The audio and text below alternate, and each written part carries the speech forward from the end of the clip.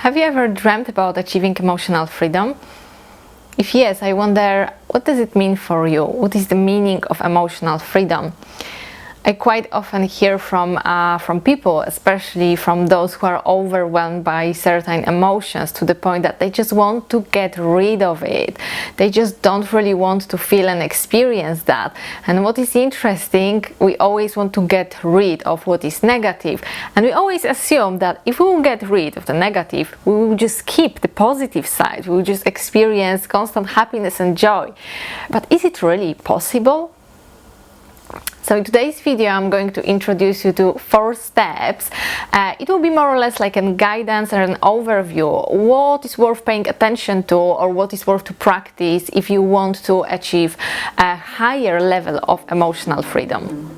Hello and welcome to my channel. My name is Anna and I'm a counselor and a hypnotherapist. On this channel I share some psychological knowledge and tips so you can understand yourself better and fulfill the potential that I believe you have.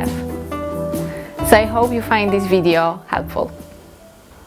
So the first step would be practicing distancing yourself from certain emotions and emotional states. Practicing standing in a position of observing self. This is not an easy task, and there are a few ways to achieve that. Probably the most popular one is through meditation. You can achieve that through hypnosis as well, or there are certain techniques where you more or less imagine that you can step outside of yourself, step outside of your body, or maybe you are behind a glass or like surrounded by a glass ball, and all the events, all the emotions, all the trigger, all the thoughts that are triggered in your mind, they're outside and they're just passing you by. It's much easier to practice something like that after the difficult situation, after the situation that triggered your emotions. And every time you do this process, every time you apply this process after, it actually influences the way how you react in the difficult situation.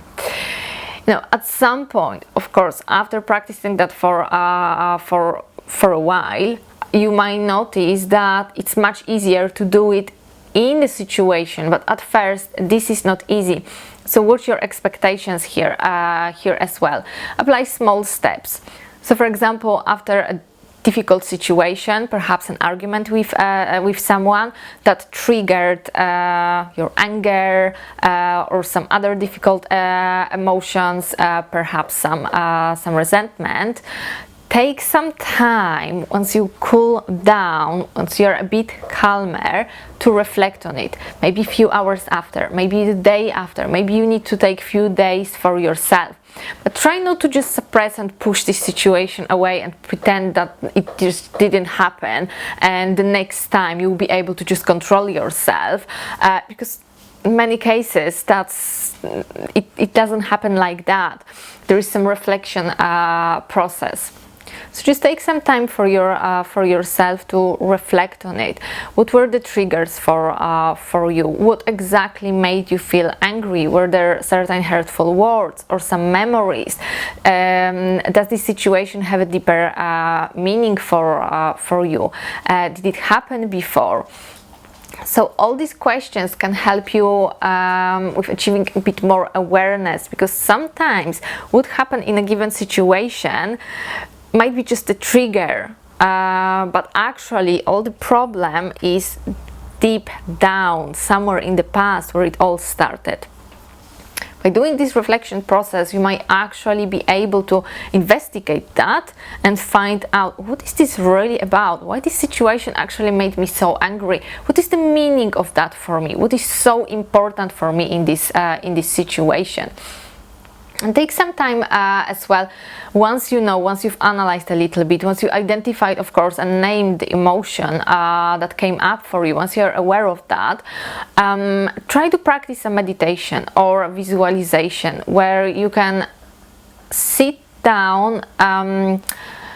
If you find that helpful, imagine that you're stepping outside of your body or you're behind something, like behind a glass. and you're watching this situation and all these triggers, all these words, or the emotions that come up for you, all the thoughts that come through your mind, they're just passing you by. You are not participating in it, and you are doing that out of choice. You are just observing. And when you do it from the perspective, obviously there is no rush. You don't have to react. You don't have to identify yourself with it, which is much more difficult to do it when you are in the situation facing the trigger. So step number 2 is accepting that this is a practice. It's not going to change overnight. It's not something that you use the technique once and it's going to change your life and all your reactions. People practice it. It's like a journey. People practice these techniques over and over and over again, because the challenges, they change. The only constant in life is change. Something will come up. Even like the recent situation with COVID. Who would expect that? Did that actually happen before in our lifetime? No, of course. We need to learn to adjust, and new emotions will come up for us. Maybe not new emotions, but emotions that stem from a new situation, and we need to work through that. So this is a process. This is a skill to practice. It's like going to gym.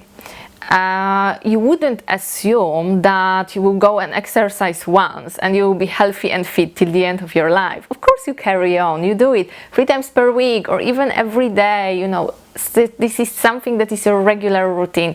And the same is with these techniques. It's like a gym for your mind.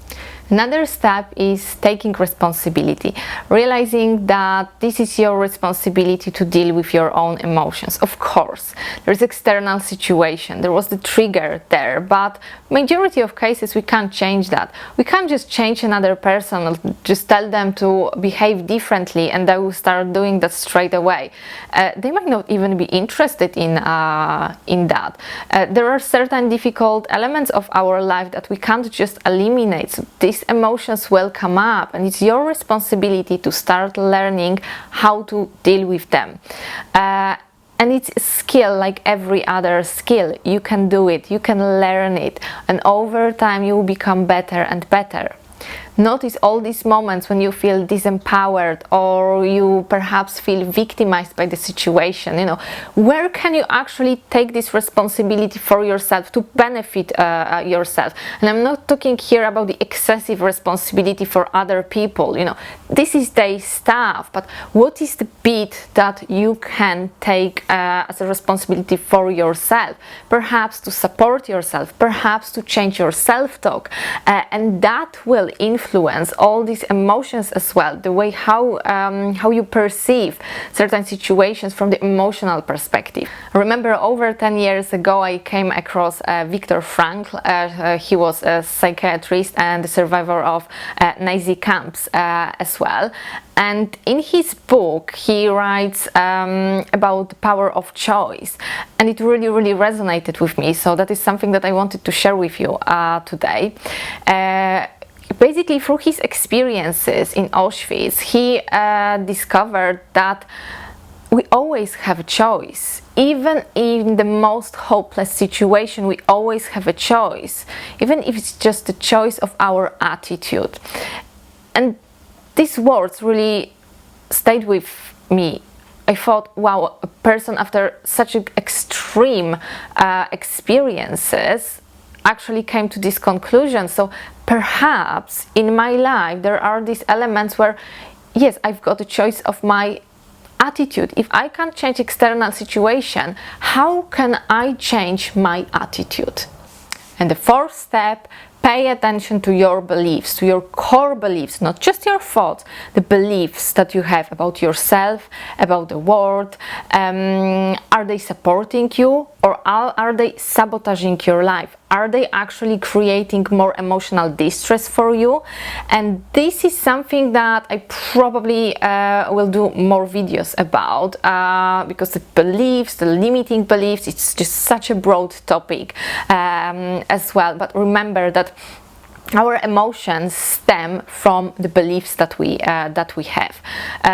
So that is the primary one. It happens automatically, so quite often we don't even realize these beliefs, but they are the core, they're almost like the fuel for our emotions. So I hope these 4 steps inspired you to keep searching and keep growing and keep gaining more and more awareness. Stay tuned for more videos as I'm going to expand on these topics. If something particular, if there was something particular that was interesting for you, let me know in the comment below, and I can tell a little bit more about that. So if you've enjoyed this video, hit the like button, as the YouTube algorithm really likes it, and that will give me an information that this video was interesting for you. Of course, subscribe to my channel if you would like to get notifications for more content, and see you next week.